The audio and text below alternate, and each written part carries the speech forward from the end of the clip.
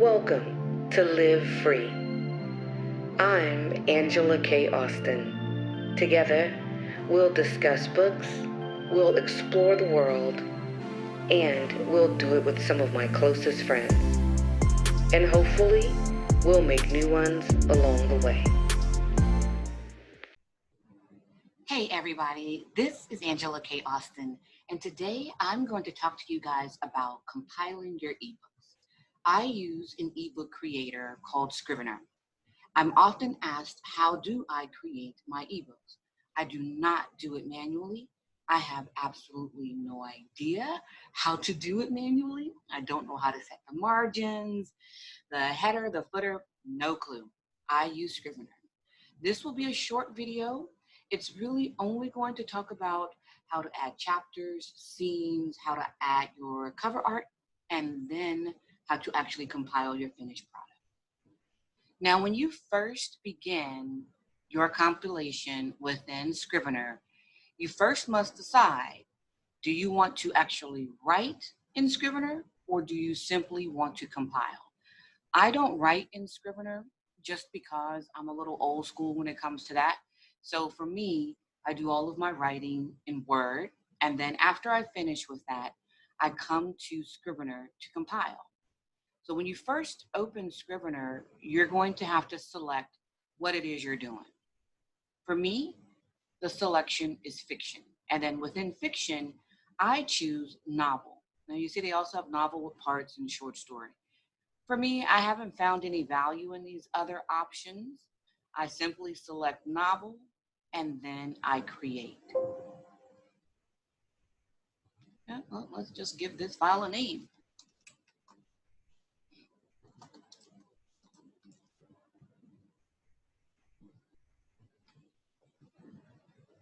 All right, so now you have your new document.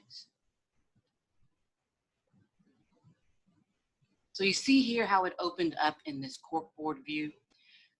Within Scrivener, you have three different views. If you look here at the top of the screen, you see that the middle one is selected. That's your corkboard view. You also have just this regular manuscript outline view here, or document view, and then you have the outline view. For me, I tend to work within this document view. It's most similar to Word for me, and so it's just a comfortable space for me to work within. So here you see at the top where you have this word manuscript. You can simply back that out if you choose. If you don't care, you don't care. You don't change it.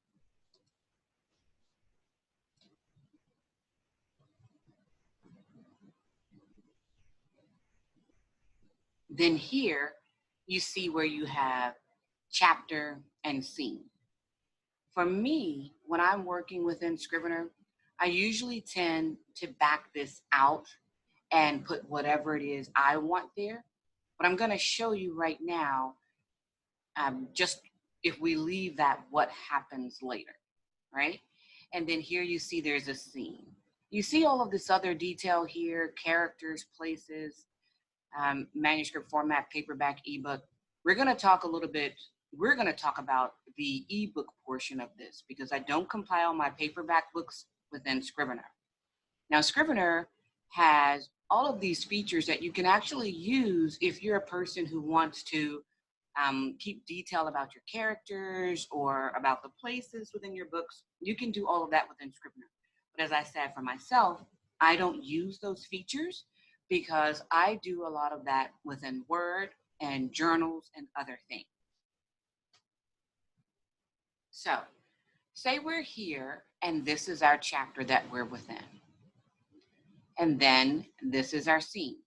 So scene 1, for the purposes of this tutorial, we're going to type it in.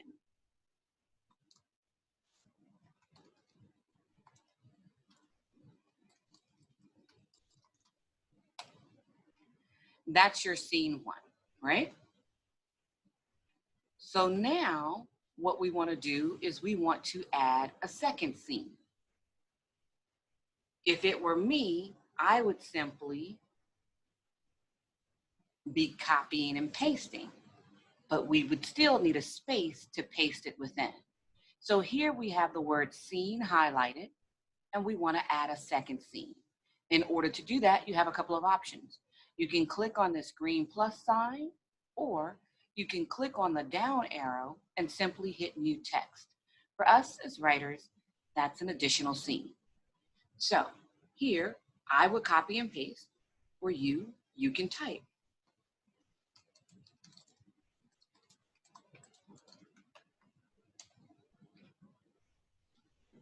Right. So now we have scene 1 and we have scene 2. Now you see here with scene 2 what happened? The text that we wrote was actually placed into the header, which is great because after you compile your whole ebook, say for instance, you decide you want to change it. You know how we do as writers. Somewhere along the line, we decide we want to change what we put into the book. So if we do that, one of the best ways for us to ensure that we know exactly where that text is in this book is simply by paying attention to the information in the header. Here, we could go back and make that happen. Because that word scene was there, it didn't overwrite it on this example, but we could simply just go ahead and type this into that if we wanted to make sure that we had that same text there. But now that we've got 2 scenes and 1 chapter, now we need another chapter. So again, we go up here to this green plus arrow, we click on this down arrow, and where it says new folder, for us, that's a new chapter. Boom, there we are. So now within our manuscript, we have 2 chapters and 2 scenes. So let's add a third scene. Plus, down arrow, new text box.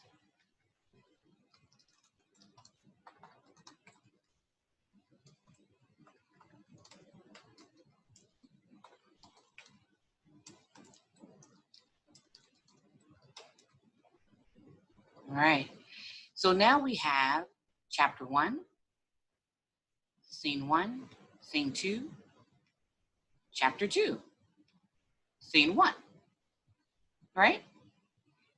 So now let's add another scene in chapter 2, just so we can make sure that you saw that. We go up to our plus sign, we click on the down arrow, and we hit new text.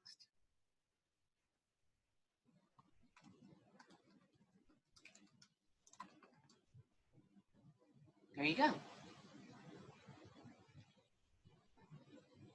Chapter 1, chapter 2, scene 1, scene 2 for chapter 1, scene 1, scene 2 for chapter 2. Okay? So say that now you have done this for your entire book. Then what you would need to do is add your ebook information. You would need to add your cover art.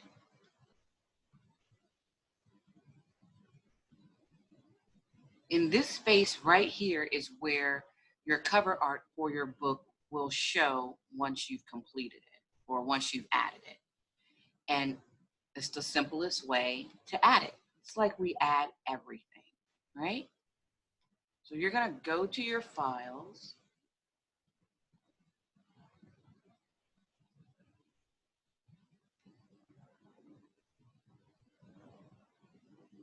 You're going to select your art.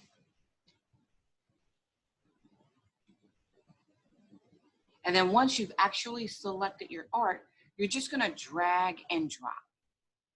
And you see over here, you don't want it to sit on top of the word cover. You want it to be right there in between where you have that little line and circle. And then you simply want to let it go. Now that you've let it go, you've released it and it's been added into your document, now you can actually see your cover art.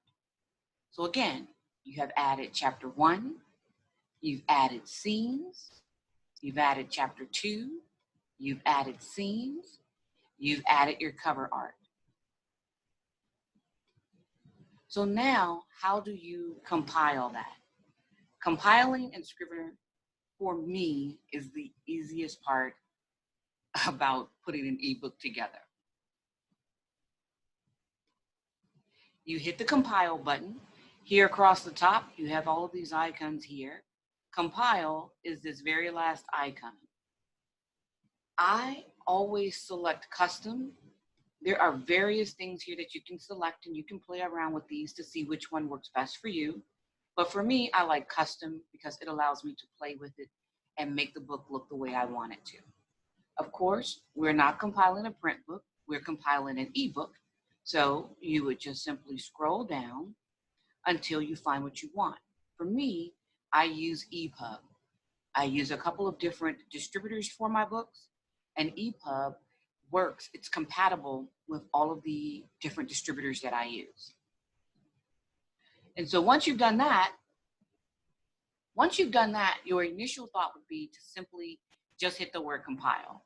But if you look over here, you actually see that there's a down arrow.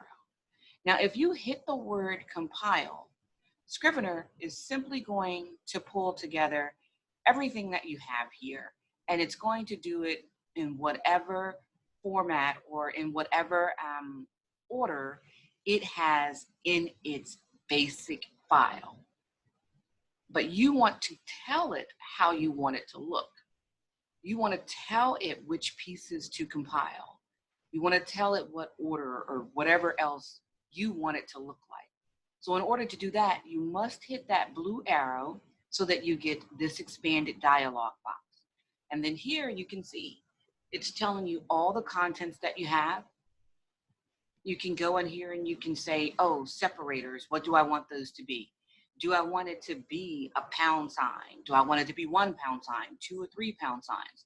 If you are somebody that as you write your book, if you're using a different tool to write your book, for instance, like me with Word, I put in my scene breaks within Word. So I don't need for Scrivener to do that for me. Our cover. We added our cover into our file, but now we must show it that we want it to be compiled. So here we select our image for our cover art so that it can be included in our compilation. Same thing here with formatting. So, like I said, if you look over here to the left of the screen, you can see level 1 plus where it says titles. So you see over here where we have chapter and we have untitled, you see how those are highlighted? Those are highlighted because it's telling you that that is the level that this information refers to. Now, do you want that included? If you wrote your book in a different tool, you may have already placed the words chapter 1, chapter 2, chapter 3 into your book. So you don't need these included. Now, if you did not do that, or if you wrote your book in Scrivener, you do need those included. So which did you do? Do you need it included or do you not need it included? For me, I wouldn't need it included, right? So here, level 2. What do you have here? This is your text. What text do you want included? We added these scenes. What do you want included? I want it included. That's your book. So you want that part included, right? And that's all it's doing. It's asking you, what do you want included? What do you not want included? These here, transformations. And this is something that you may want to pay attention to if you write within Scrivener and you do some of the kind of old school techniques that we would do as writers, where we would put things in underline for italics for our editors or whatever it is that you may do. You might want to pay attention to these because of these conversions that they do, because you want to make sure that what you put into your text isn't accidentally removed by Scrivener. So you might want to pay attention to this and make sure that you have what you want checked or unchecked. Now, metadata is the other part I want to talk to you about. So when you go in here and you put the title for your book and your author name, all of this information here, this information is going to, you see this here, it's going to automatically fill this data in for you so that when you actually compile your book and then you have it pulled together so that you can send to the distributors, you want to make sure that this information is the information that you need compiled. So if you're an author, of course, who writes under a pseudonym or something of that nature, make sure that it just has the right information. All right. So then once you actually hit the word compile, it's going to ask you, of course, what do you want to save this document, right?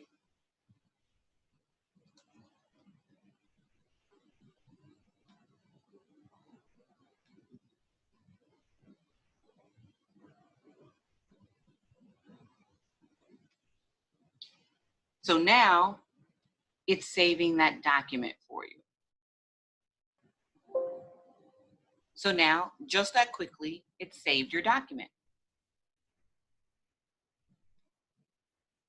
Now, once your document is saved and you want to actually be able, once your document is saved, you will then actually need an ebook reader because you want to be able to take a look at the book to make sure it looks the way that you want it to look before you actually send it out to your distributor and upload it all over the place. So this is what my book Descendants looked like after I did the compilation within Scrivener. So you can see the cover art, you can see the front matter, you can see the actual chapters of each book. So you can see how I put my book together. This is kind of the flow that I like for my books, and you will have to figure out what flow works for you, what you like with yours. But Scrivener to me is an insanely easy tool that allows you to be able to pull your book together quickly for distribution.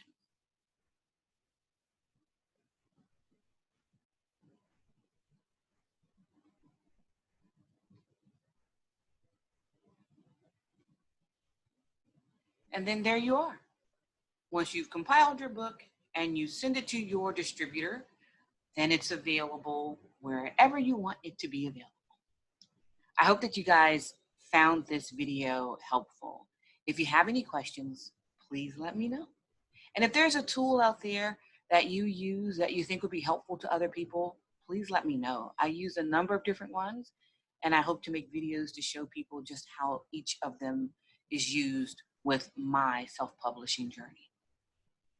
Thank you guys for joining me. See you again. Bye. Oh, don't forget to share and don't forget to like. Thank you.